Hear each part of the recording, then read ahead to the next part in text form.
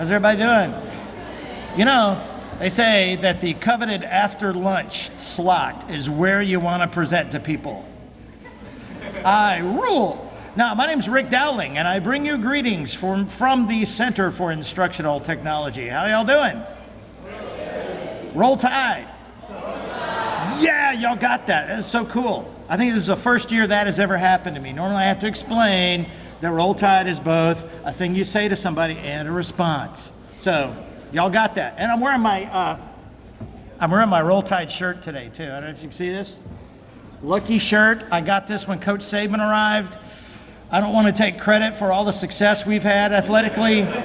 It's this shirt, y'all. It's this shirt. So, but welcome. Glad y'all are here. We're going to talk a little bit today about teaching and learning with technology. So I'm going to tell you about the things that we do at the Center for Instructional Technology. Okay, so, it's right after lunch. If you get nothing else from today, right, remember our website address, cit.ua.edu.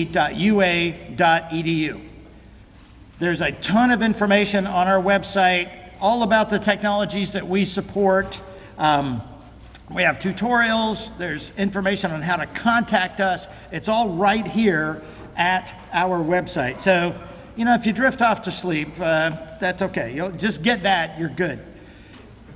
So, I'm gonna give you a very broad overview of technology. The first thing, and I know we've all interacted with this, but our portal, My Bama. Do we love My Bama? Yay, My Bama, okay. Well, love it or not, you gotta use it. So you can do a lot of things at My Bama. I'm gonna play with the laser pointer, look at that. Ooh. You can check your Crimson email address, you register for classes, you pay bills, you do all sorts of stuff. You can access several of the other tools here on campus, but that's part of what you do at My Bama. I'm gonna share with you some Kung Fu today, okay? So I'm gonna give you some Kung Fu that is going to help separate you from the other contemporaries that you might have. So this is just between us. But here's the thing. Update that contact information, update your emergency contacts, that's good to have. Keep that current. If you're new, they're probably updated anyway. But this last one, this is some Kung Fu here. Look at this, the photo class list. In My Bama, there is a link to a photo class list of the students in your class. This is awesome. I work full-time here at the university, but I occasionally teach a course. And typically it's a small course, but I will confess to all of you in front of everyone that I am terrible with names. I meet somebody and 2 seconds later, I wonder who I'm talking to, okay? I don't know if that happens to you, but it happens to me a lot. So several years ago, when the course photo class list was created, I was so very excited because now you can see a listing of all of the ACT card pictures. When you got your ACT card made, you get to send in a picture. You get to see a listing of your class, names and faces. Okay, I do pretty well with faces, but not so much names, all right? And what you're about to see, ladies and gentlemen, is the most spectacular pinnacle of Photoshop editing ever achieved by me. Okay, you ready? Now, I can't show you an actual class list, right? Why? Yes, y'all paid attention. Was Norma here this morning? Norma Lemley? Yeah, okay, good. Y'all paid attention. Check this out. Just let it wash over you for a minute. Yeah. And okay, I was very concerned when I was making this thing out. I wanted to have an equal representation between dogs and cats and monsters. I had to get 2 monsters. So when you click on the photo class list link in My Bama, shows you pictures of your students. Again, here's some more Kung Fu. I teach a small class, typically with about 15 students, so I'm able to shrink this thing down to where I can get everybody on the same page and paste it on the inside cover of the folder that I carry to class. So that helps me a ton, because you come up and say hello to me, I'm like, oh, hello, monster, whatever. So that's some Kung Fu for you, the photo class list. But again, look at this masterful Photoshop work. I mean, I had to make all these things. So be dazzled with that. So at the Center for Instructional Technology, My elevator pitch to you is that we support instructors on the UA campus who use the enterprise-wide instructional technology tools. Thank you very much, that's beautiful. It's poetry, isn't it? Yes, it is. But that is our main function. So you as an instructor are supported by us. The biggest thing, the thing that we support that touches the most people is, of course, Blackboard Learn. Blackboard people, do we have experience with Blackboard? Yay! We're a Blackboard school, so that's the biggest thing that we support in our unit.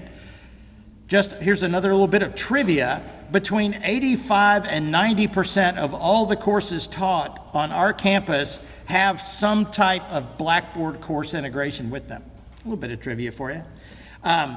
We support technologies that interface with Blackboard, TurningPoint, clickers, and I've got more details on all of these things. TurningPoint, student response system. This green ribbony thing there is Panopto. That is lecture capture. BlackboardCollaborate is a synchronous meeting tool that exists within Blackboard, plugs into Blackboard. Turnitin is a tool that allows instructors to create assignments, which are then checked for, it's mostly known for plagiarism detection, but it also offers some tools to help you teach your students how to write. And one of my personal favorites, not just because I'm directly responsible for it, is Box. Everybody here today has unlimited cloud storage. I get excited about that. I'm just that much of a geek. Okay, so what does Blackboard Learn do, you might ask, if you've never been exposed to it?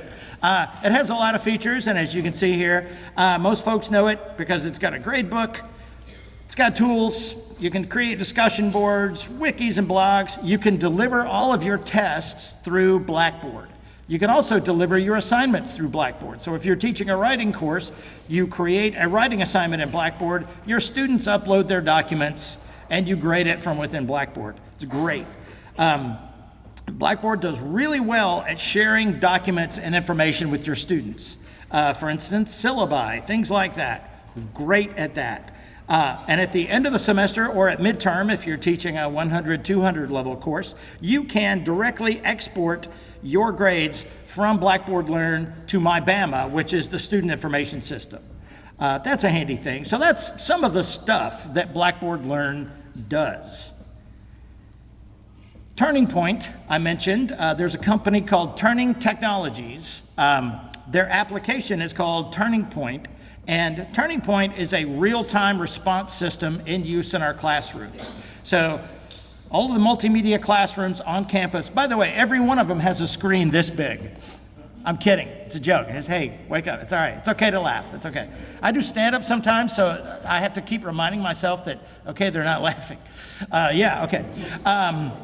So TurningPoint, these devices, which, by the way, look an awful lot like Blackberries. Are y'all old enough to remember Blackberries? Wow. Okay. They look an awful lot like a Blackberry, but we call them clickers, although they don't audibly click, which bothers me.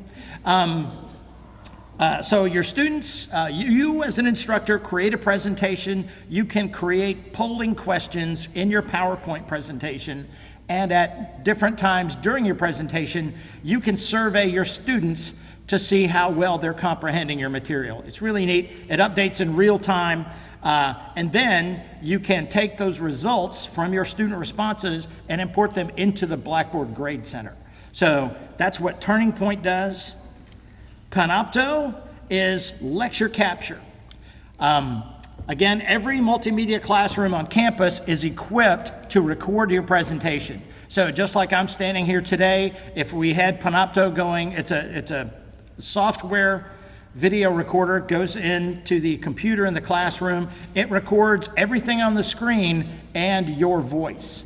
So you go to class, you log into Panopto, you hit the record button, you do your bit, you hit stop. That content automatically gets uploaded to your Blackboard course, and then your students can review your presentations from the comfort of Blackboard. What's even cooler is that these recordings that you make are then searchable by the text that appears in the PowerPoint slide, or the Panopto features a speech-to-text transcription that can be searched also by your students. So in this presentation, if you remembered I said something about the word monster, you could go back to Panopto and search for the word monster, and assuming it got transcribed correctly, it would take you to that point in the recording where I mentioned monsters. So I think that's pretty cool. And as far as I'm concerned, that's just magic. I don't know how it works. Turnitin, as I mentioned, is mostly known for plagiarism detection. Okay, so Turnitin is a company that is separate from Blackboard, but they are incorporated into our Blackboard Learn instance.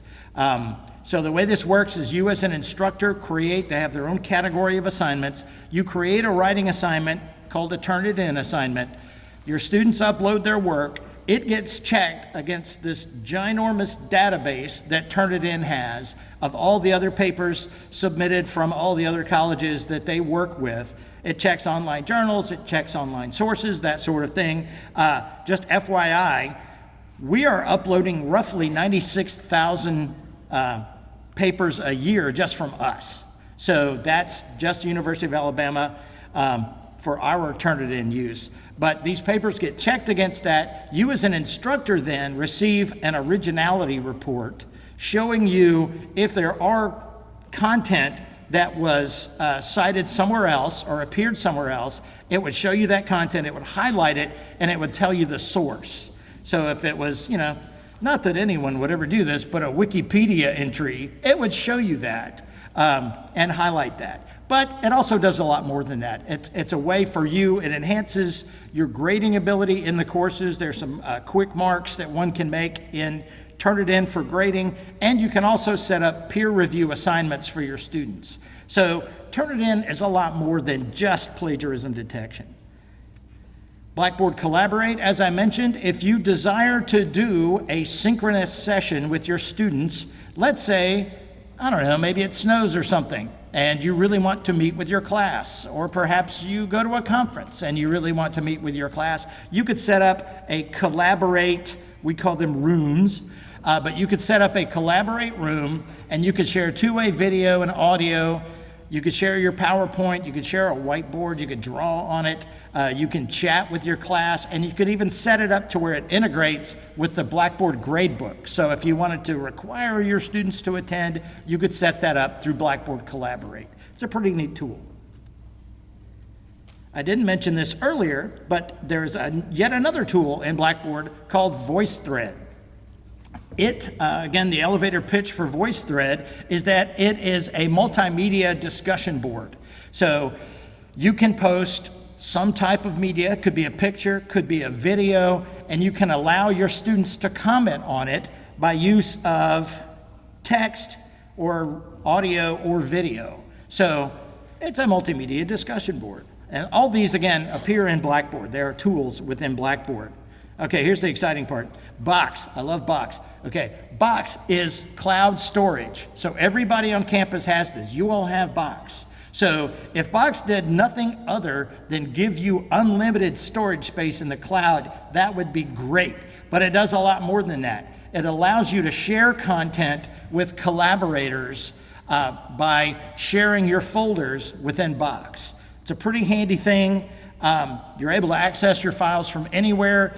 There are mobile device apps for Box. There's a cool app called Box Capture, which I have on my iPhone. It's iOS only, but it allows you to basically bypass the storage on your phone so that when I take pictures, my photos go directly to a folder in Box. I mean, there's just tons of stuff for Box. And again, unlimited storage. Did I mention that? I love unlimited storage. A couple of years ago, my office, I got a desktop computer, which, by the way, any computer engineers in here, please start putting bigger hard drives in computers, okay? I really miss that. They all have tiny little hard drives in them now. But when we got unlimited storage with Box, that rocked my world. So I'm a big fan of Box.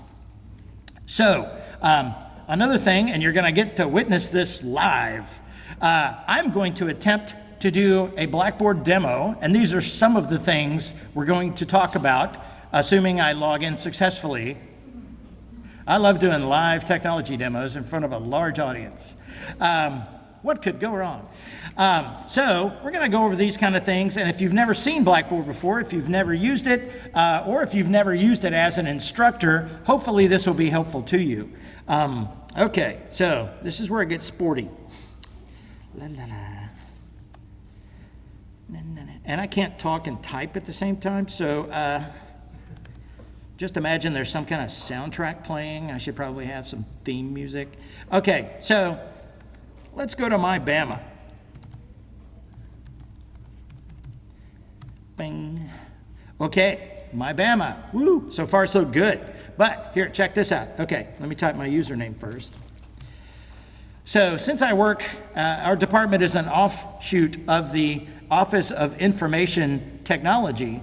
We are very conscious about security. And on campus, we have an app called Duo. Have y'all set up Duo? You got that going? It's two-factor authentication. We're about to see that live. But we also got, a couple of years ago, a friendly reminder from our security people that we need to use, get this, 12-character passwords. Now, I don't know about y'all, I can't remember a 12-character password, so I have a password manager, see, on my iPhone that allows my iPhone to remember my password. So I'm going to try to type my password correctly. Again, play that theme music in your head. Do, do, do. Nah.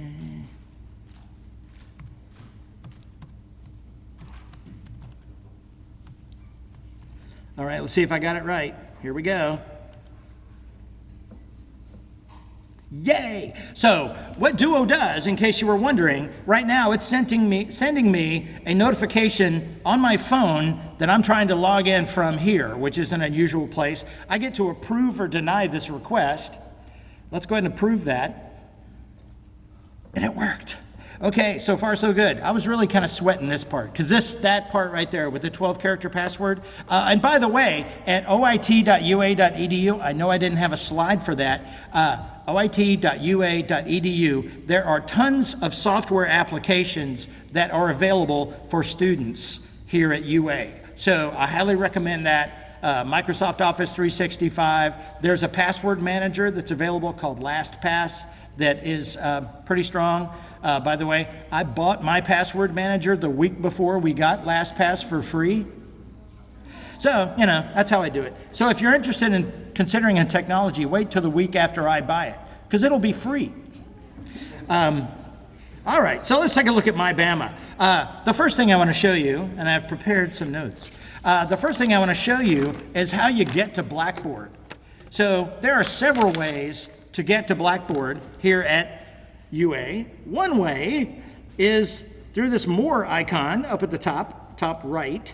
So if you click on that, it releases a little panel that has other icons. And as you see, Blackboard is right up here at the top. That's one way to get to Blackboard.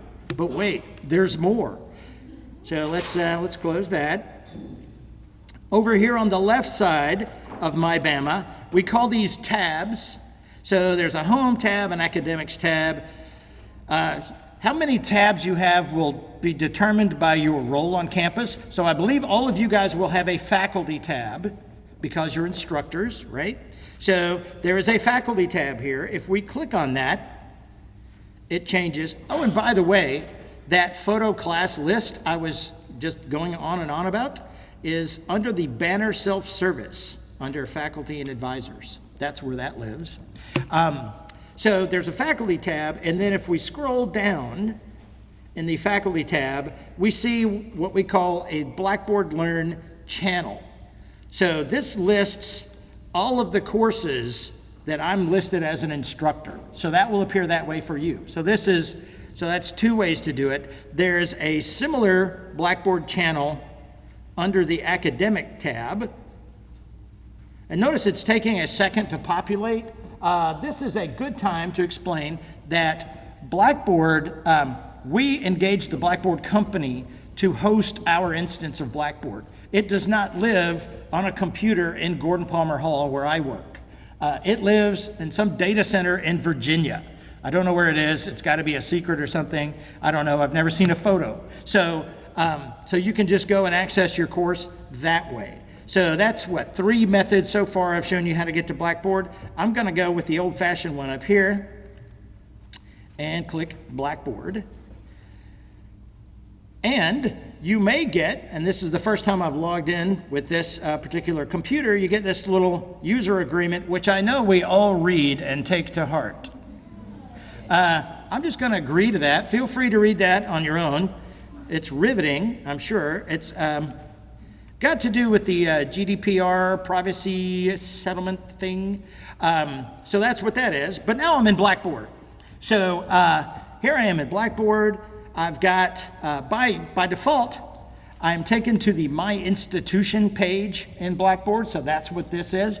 The thing that I typically am concerned about in Blackboard is this center channel right here called My Courses.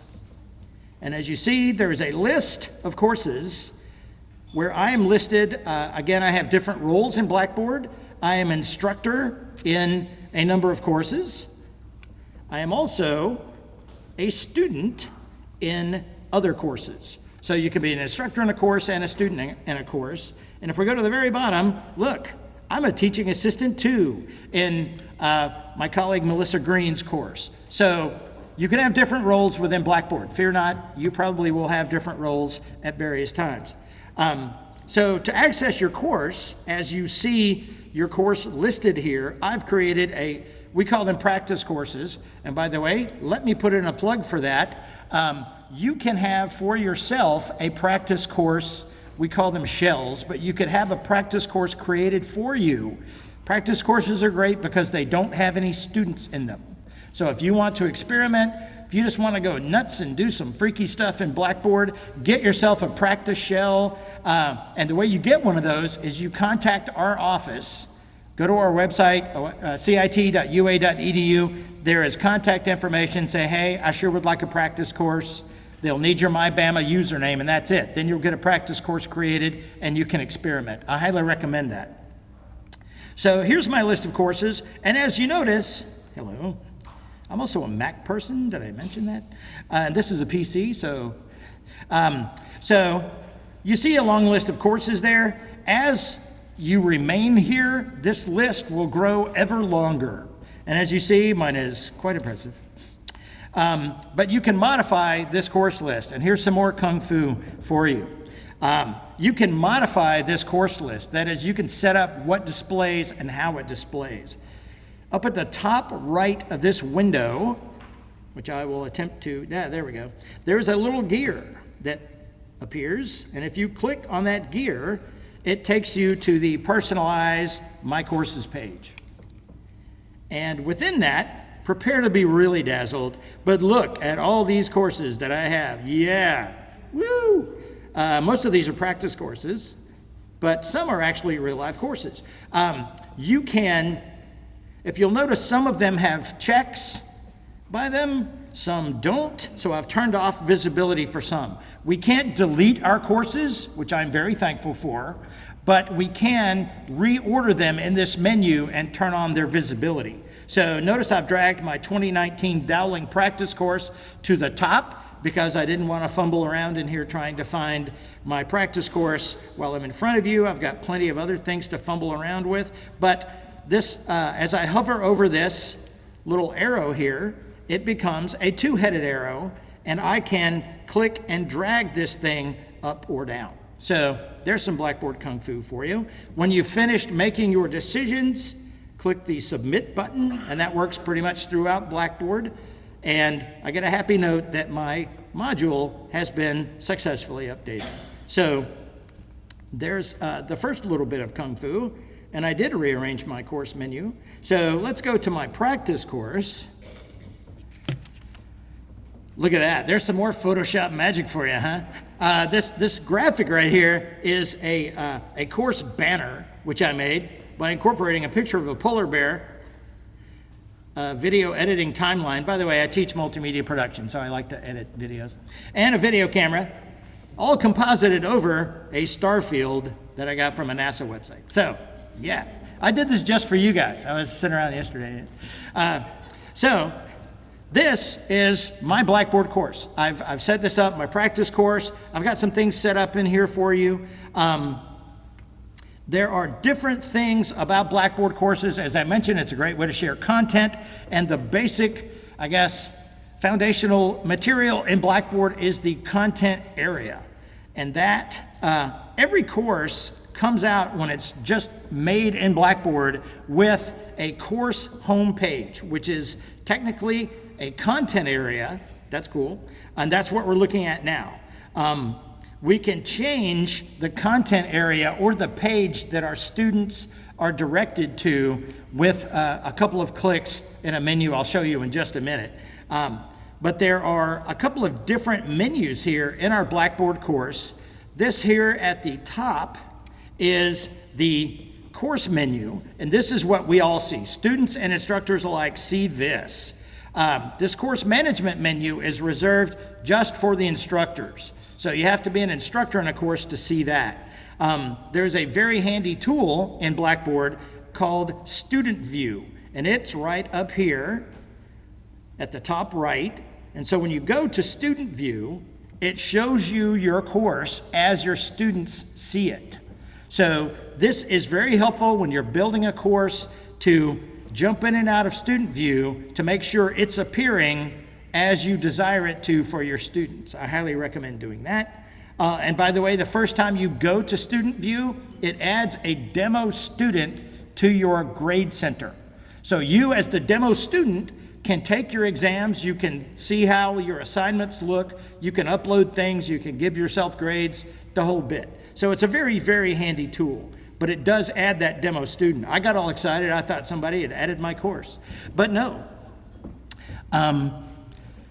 Okay, so we can, this content area, by the way, to add content areas to Blackboard, as I mentioned, it comes out of the box with a content area called Course Homepage. If I want to add stuff to this menu, there is a plus sign up at the top left of this menu. And when I click that and hover, I can see that I have lots of choices of things to add to my Blackboard course. And if it doesn't go away, so I can add content areas, module pages, tools, course links. Subheaders and dividers are only graphical elements. They don't actually create a link. Let's add a divider here to show you what that means. So there's a divider. It's just a line. We can reorder things in the menu by dragging things up and down. So I've just added a divider now between content area and my alerts. Going back to Student View for a second, one of the most popular things I think I've experienced about Blackboard over the years amongst students is this My Grades feature. So as a student, when I click on that, I'm able to see how I'm doing in your course at a glance. Assuming you have posted those grades and made them visible to your students, they can see them. This is very appealing to students. And just one of the weird corporate emails we got from Blackboard one time was, we get this email and says, hey, we figured out one of the defining traits of successful students in Blackboard. You know what that is? Students who click the My Grades button more often are more successful in Blackboard. So just tell your students to wail on that My Grades button, automatic A. So there's some correlation there. I don't know, I found that funny. Yeah, we get interesting emails. Okay, so let's go back to Teacher View. So to add something, so I added a divider. To add a content area, plus sign, content area. You have to give it a name. Whenever you see this lovely orange, it's not lovely orange. Orange here in Tuscaloosa, not lovely. It's an athletic thing, that's okay. But we don't like orange much. But whenever you see that orange asterisk, that means you have to enter some data. That's fairly standard amongst websites. So let's call this GTA early. I could determine whether or not at this point I want to make this content area visible to my students by checking this box. So let's go ahead and make it available. I can modify that later, of course, and let's submit this. And by default, it's added to my course list, to my course menu at the very bottom. So let's drag this up here. So now I have a content area that I've added to go along with these other two content areas that I've added. And as you see, there's nothing in this GTA early content area. If I want to add stuff, these buttons, these things across the top are actually buttons. I wish they looked more like buttons. Perhaps they will in the future. But for now, as you hover over them, things appear. So you can add different types of content to your course. Let's go with, pardon? Red Shelf is a tool that works in conjunction with the supply store. So there are ways for students to access books and such. So if your course adds Red Shelf, your students have the ability to go in and obtain the digital textbooks and that sort of thing through Red Shelf. So, good question. But you can add all manner of wonderful things. You can attach files, you can create items. Items typically just display text. You can have web links. I've chosen to select create an item, which I didn't mean to do, so I'm just going to cancel that. So you can add the content to your course as necessary via these content areas. So you can add things to menu, you can add, and there's a humongous paper due, by the way. I just wanted you to see that. Write a paper about puppies. Everybody likes puppies. So that is an assignment that I added to this course. Let's see, how am I doing on time? I've got 1:35, I think is when we're supposed to be done. I got 10 minutes. Okay, I'm gonna blow through this. I'm getting excited. All right, one more thing I wanna show you. So adding stuff to Blackboard Learn is fairly basic. I encourage you to come to workshops at our facility in lovely Gordon Palmer Hall, and they're open to everybody. So sign up, come to our workshops. We have a schedule of workshops on our website, all manner of different topics. A lot of these technologies that I mentioned, we have technology-specific workshops about those things. I do the Getting Started with Blackboard workshop, but I want to show you, I want to leave you with a little bit of Kung Fu, a little more Kung Fu for you. Okay, so Blackboard, of course, being tied into student information, has our My Bama information. It constantly talks to My Bama, back and forth, sending data, but we can set up ways for Blackboard to notify us when things happen. I like this part. Okay, so up at the top left, or I'm sorry, top right, there is a link with your name on it. That's your account. And if we click on this, we get another display of our course menu. Yeah, we've seen that. Down at the bottom, there's a link for settings. So that opens up the settings menu. We can change some things here. I want to show you this first one under personal information. So when we get to personal information, we can then edit the personal information. Most of this we can't actually edit. I can't edit, we can't change the email address that's associated with our account because that's our official My Bama email address, right? But we can, and this is completely voluntary, we can edit or add our mobile phone number. You're like, Rick, why would I want to do that? It doesn't publish it. You're all writing it down. Yeah, call me anytime. I got my phone with me. It's cool. But that mobile phone number will enable some features in the next slide or in the next page that we go to, okay? This is completely voluntary. You can do this or not do it. You can ask that your students do it or not do it. We don't make anybody do it. We've had faculty over the years say, can't we make students do that? No, we can't make students do that because some people pay per text message, as you'll see in just a moment. So let me cancel that because I've already added that. And go back up here. And let's go down to Edit Notification Settings. So what this is going to allow us to do is to select the ways we want Blackboard to notify us when things happen. As you see, again, ginormous list of Blackboard courses. I can go through here and set up the settings. I mean, let's just do one right here. Yeah, 2014, that was a good year. Let's try that. Okay, so I'm adding the notification settings for this course. And as you'll see here, it's got across the top, There's my cell phone number that I added just a minute ago. Well, I added it years ago, but it appeared just a minute ago. So that's my cell number. And for each of these activities within Blackboard, I can select how I want Blackboard to notify me. By default, everything gets added to the Blackboard dashboard that occurs within Blackboard. You got to go to Blackboard to see what's up in Blackboard. You can select email. You can select so that Blackboard will send you an email when these activities happen. And if you've added your phone number, you can select to receive a text, or if you enjoy receiving creepy robot voice messages, you can set up this text-to-voice business. And it sounds something like, course blah, blah, blah has added an assignment. It's a lot of fun. You notice I don't have that checked. So you can add all this stuff, and I haven't actually counted these things, but there are a number of different functions that happen that you can select to receive more urgent notifications. Because Blackboard's great, does a great job, but it's fairly self-contained. But you can have Blackboard send you notifications when certain things happen, which I think is pretty cool.